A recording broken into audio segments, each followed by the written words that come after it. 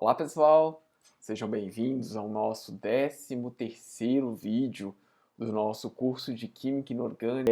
Hoje nós ainda vamos continuar dentro da discussão de teorias ácido e base. Na verdade, eu vou mostrar para vocês a classificação de Pearson de ácidos e bases duros e macios, que é bastante interessante, para depois a gente começar de fato os complexos. Bom, para a parte cultural, hoje eu escolhi essa canequinha aqui. Acho que é a primeira caneca nacional que eu estou mostrando para vocês, né? Na verdade, essa caneca foi feita, né, em comemoração aos 100 anos da Universidade Federal de Itajubá. Eu já fui professor lá, né? Eu comentei com vocês. E foi em 2013 que lá completou 100 anos, e eu era professor naquele ano lá. E aí eles fizeram de forma comemorativa e distribuíram entre os funcionários essa canequinha que eu guardo com muito orgulho. Eu gostei muito de ser professor lá durante aquele tempo. Tudo bem?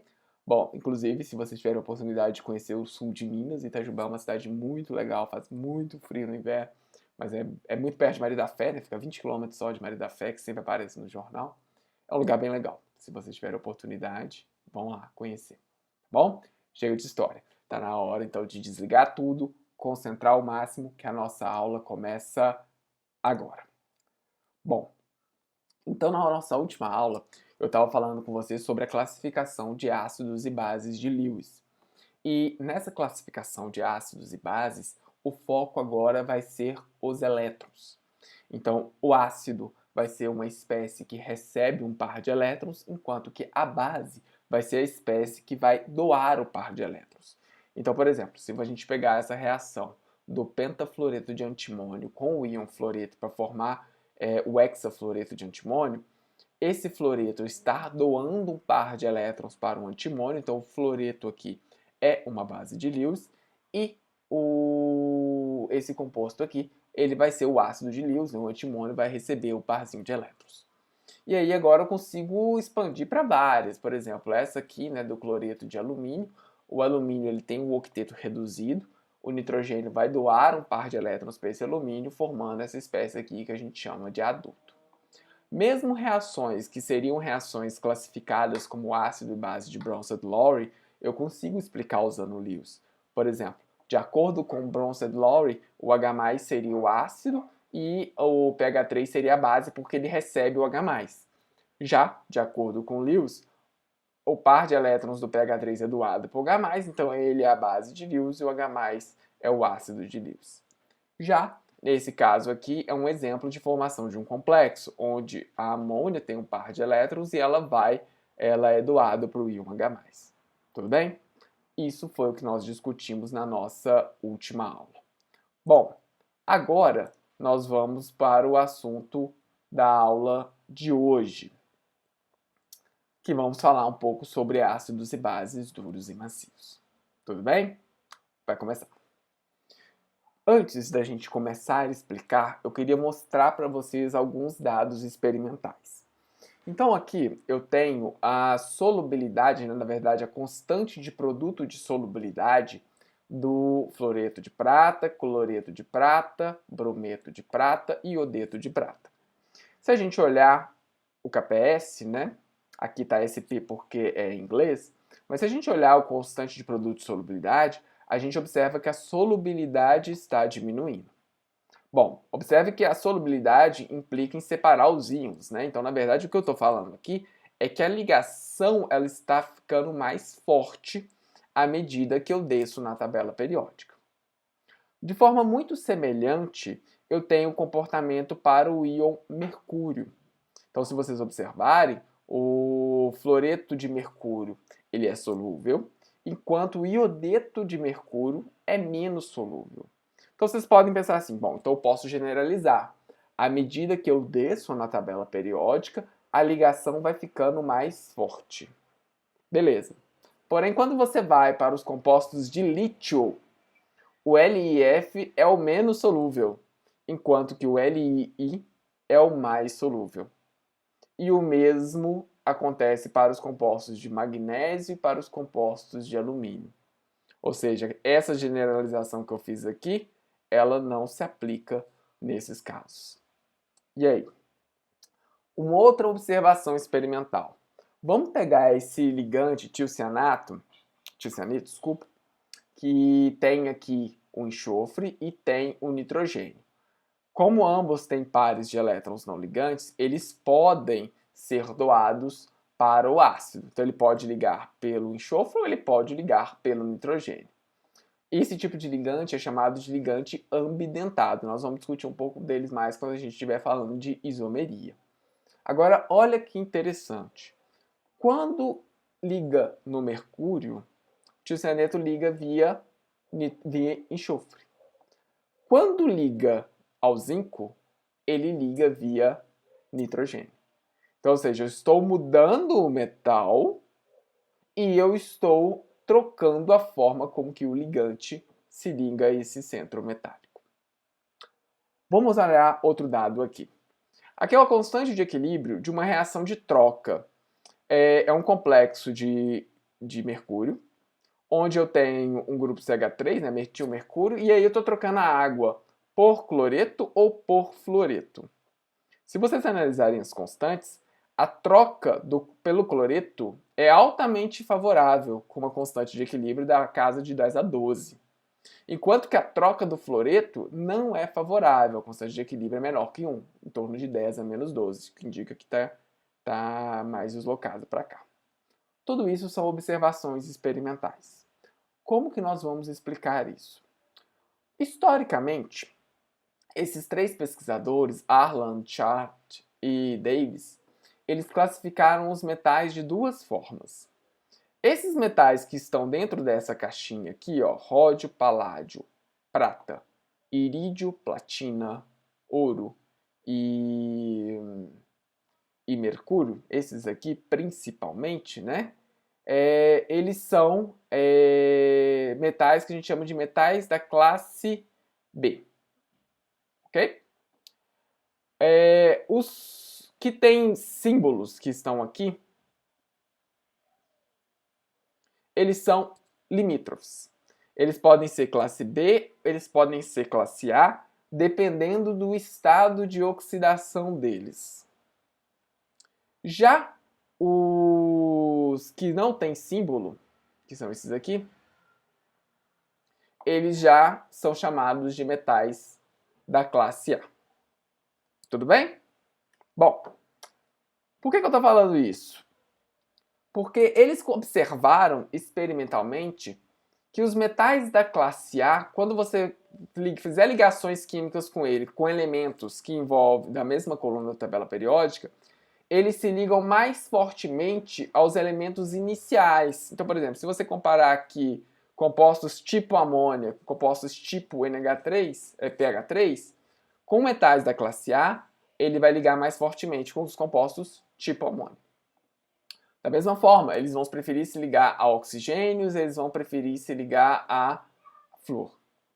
Já metais da classe B, eles vão se ligar preferencialmente a outros elementos, os elementos mais abaixo de uma determinada coluna da tabela periódica.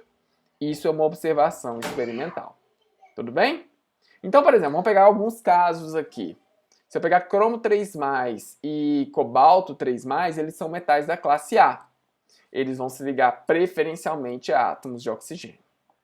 Já a prata e a platina, eles são elementos da classe B. Eles vão se ligar preferencialmente a fósforo ou ao enxofre. E aqui tem um dado interessante. Se vocês observarem na natureza, os minérios de ferro, por exemplo, né, os minérios ferrosos, eles vão ser os minerais, né? Desculpa. Eles vão ser preferencialmente óxidos. Enquanto se você pegar os não ferrosos, é o caso de zinco, é o caso de quase todos os outros da tabela periódica, eles vão existir principalmente na natureza na forma de sulfetos. Então, ferro, como metal da classe A, ele vai ser preferencialmente encontrado na forma de óxido e outros da classe B na forma de sulfeto. Interessante isso. Bom, em 1960, Pearson muda um pouco essa classificação. Ele vai falar que os metais da classe A, segundo a classificação dos outros pesquisadores, ele vai chamar eles de ácidos duros.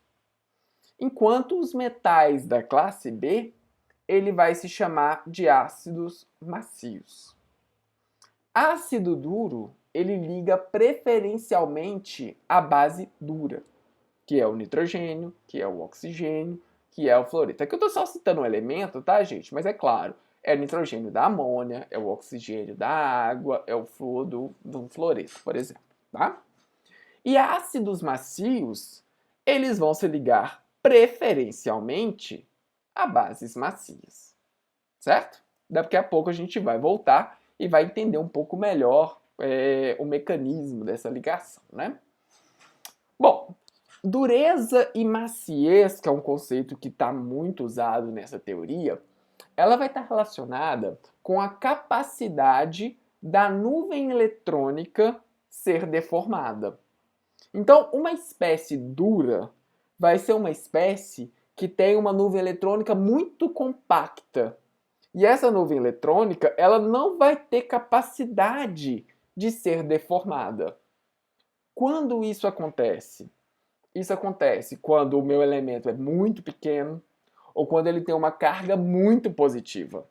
Isso vai fazer com que a carga nuclear efetiva aumente muito e aí fique difícil fazer essas deformações. Uma espécie macia é o contrário. É uma espécie cuja capacidade da nuvem eletrônica se deformar, né?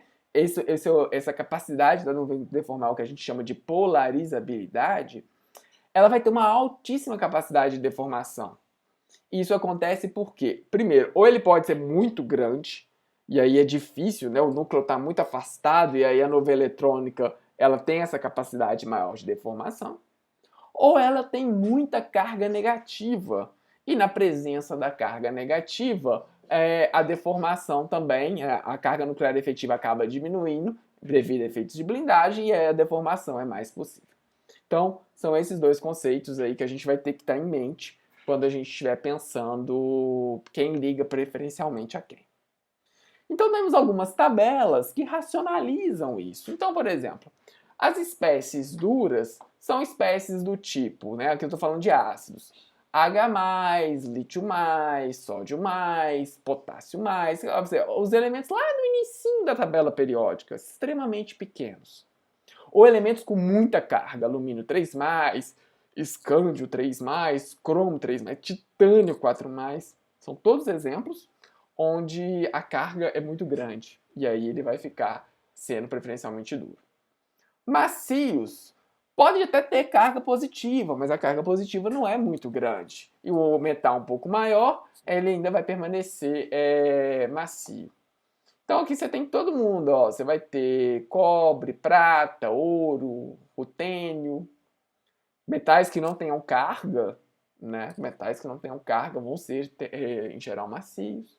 E claro que você vai ter situações de limite, né? Não é tão simples você determinar até aqui é duro e depois aqui é macio. Não é assim.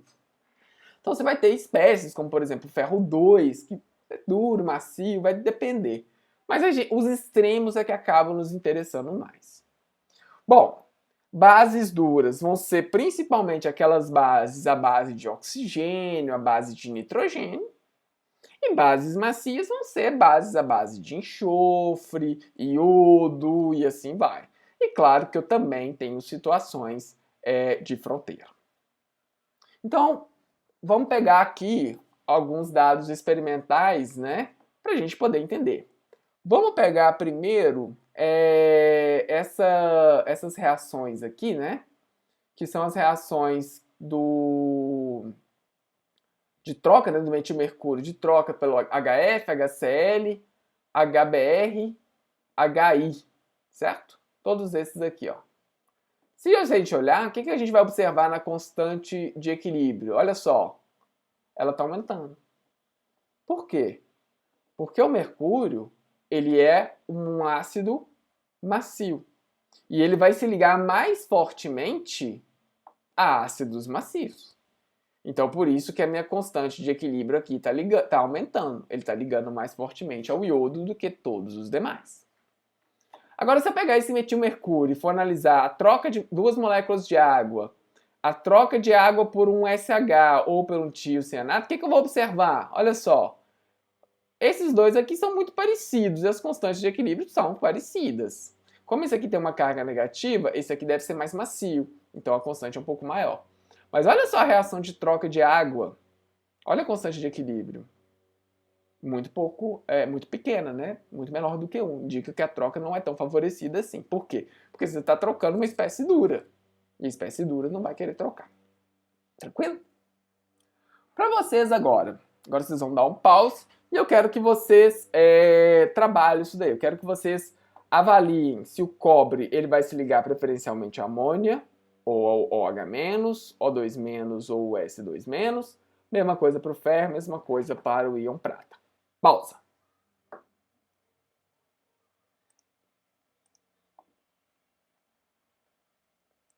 Bom, já pausou, né? Com certeza vocês já fizeram, já devem ter acertado. Então vamos lá. O íon cobre é uma espécie macia. Ok? Ah, mas como é que eu vou saber disso? Bom, gente, com o tempo a gente acaba acostumando. Mas aqui o número de oxidação dele é relativamente baixo, trata-se de um metal, né? A tendência dele é ser macio mesmo. Mas existem tabelas, tá, gente? Na vida real a gente consegue, a gente tem meios de consultar isso daí. Então, a espécie macia, um ácido macio, vai ligar preferencialmente a uma base macia. Então, entre o OH- e a amônia, a amônia é mais macia. Então, ele vai se ligar preferencialmente à amônia. Entre o O2- e o S2- é mais macio. Ele vai se ligar preferencialmente ao enxofre.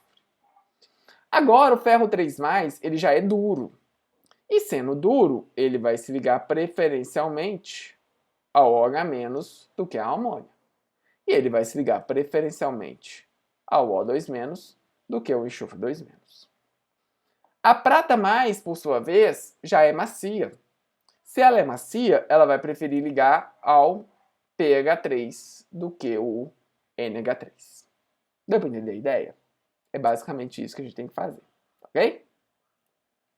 Bom, o que acontece, gente?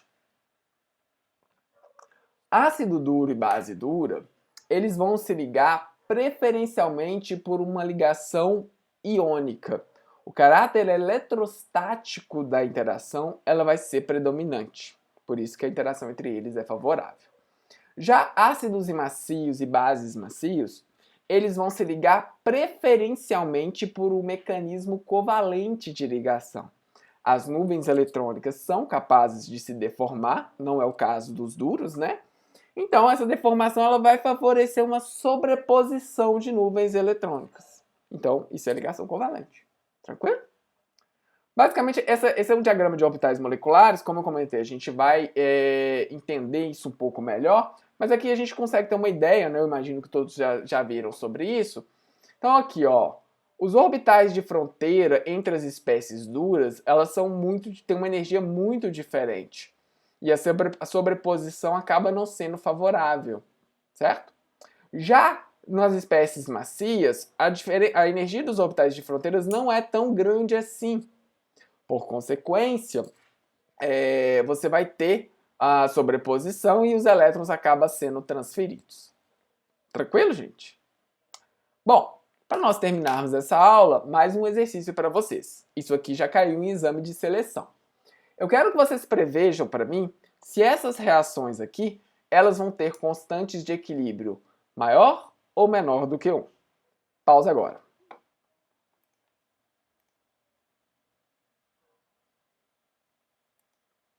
Tô nem respirando, porque tá pausado. Bom, vamos lá. Então, o que eu tenho que analisar? O equilíbrio vai estar deslocado no sentido que eu tiver macio com macio, duro com duro. Então, olha só, o cádmio é um metal de transição. Aliás, desculpa, não, ele é um elemento, não é isso que eu queria dizer. Ele é um elemento mais macio do que o cálcio. O cálcio está lá no início da tabela periódica, o cádmio está mais abaixo. Então, o cálcio é duro. O cálcio duro, ele vai preferir ficar ligado ao flúor do que ao iodo. E o cádmio macio, ele vai preferir ficar ligado ao iodo do que ao flúor. Então, essas espécies aqui, vão ser as espécies que vão predominar no meu equilíbrio. Desculpa.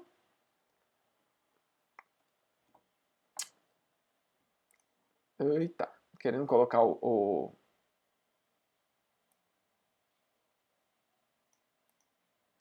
Deixa eu só voltar, me desculpem. Então, o que acontece aqui? A espécie que vai predominar vão ser essas espécies aqui. Então, o composto de cádmio e o composto de cádmio com iodo e cálcio com flúor vão ser as espécies. O constante de equilíbrio é produto dividido pelo reagente, certo? Se a concentração dos reagentes vai predominar, significa que a constante de equilíbrio é menor que 1. Então, aqui K é menor do que 1. Só uma curiosidade, tá, gente? Quando você quer fazer um exame, procurar metais pesados em uma pessoa, onde você procura metal pesado? Não é no sangue. Porque no sangue, o sangue é basicamente água. Então o metal pesado não vai tender a ficar no sangue. Ele vai tender a ficar principalmente nos cabelos e nas unhas. Por quê? Porque eles são ricos, cabelo e unhas são ricos em aminoácidos cheios de enxofre. Então você vai encontrar ele com mais facilidade no cabelo do que no sangue, por exemplo. Olha essa reação aqui que interessante. Aqui eu tenho cobre 2+, e a outra espécie é cobre mais. Cobre mais é mais macio do que o cobre 2+. Então o cobre mais vai preferir ligar ao iodo. E o cobre 2+ vai preferir ligar ao cloro. Então agora as espécies que vão predominar são as espécies do produto. Então essa constante de equilíbrio aqui é maior do que 1. Deu para entender, gente, qual que é a ideia dessa teoria ácidos e bases duros e macios? Ela é muito boa para a gente definir de forma qualitativa quais vão ser as espécies que devem ser formadas ou quem liga a quem. Ela tem todo um aspecto quantitativo que eu não vou entrar em detalhes porque aí é demais para o que a gente precisa aqui. Vamos focar apenas nessa parte. Tudo bem? Espero que vocês tenham gostado. Em breve eu volto então com mais um vídeo para a gente dar continuidade ao nosso curso. Tchau, gente.